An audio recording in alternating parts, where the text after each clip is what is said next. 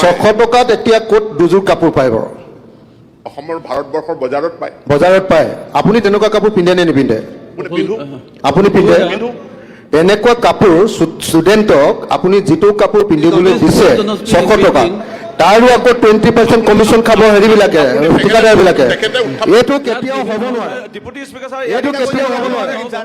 Deputy speaker sir, ইয়াতো উপাধ্যক্ষ discussion কৰিব নোৱাৰে। উপাধ্যক্ষ ডাঙৰীয়া, এইটো কেতিয়াও হ'ব নোৱাৰে। এইটো চিষ্টেম নহয় এইটো হ'ব নোৱাৰে উপাধ্যক্ষ ডাঙৰীয়া। আমাৰ যিটো অন্যায় কৰিছে, আমাৰ এইটো হ'ব নোৱাৰে উপাধ্যক্ষ ডাঙৰীয়া। যদি মন্ত্ৰী উপাধ্যক্ষ ডাঙৰীয়া, এইটো হ'ব নোৱাৰে। বাধা দিয়ে তেওঁ আপুনি প্লিজ সদনৰ পৰা ওলাই এবাৰ হেৰি কৰক, প্লিজ। যে আপুনি এটা ভাৰ্ডিক দিয়ক। বিধানসভাৰ উপাধ্যক্ষ ডাঙৰীয়া এটা ভাৰ্ডিক দিয়ক। ভাষণত যে আমাৰ ষ্টুডেণ্টে যাতে ভাল কাপোৰ কানি পিন্ধিব পাৰে। ওলাই দিব লাগে, ওলাই দিয়ক ছাৰ। মিনিষ্টাৰে কথা কৈ আছে, মিনিষ্টাৰ অন লেগ। এটা কথা বুজি পাব লাগিব যে আমি পিন্ধা গেঞ্জিবিলাকৰ দামো তাতকৈ ডাঙৰ বেছি।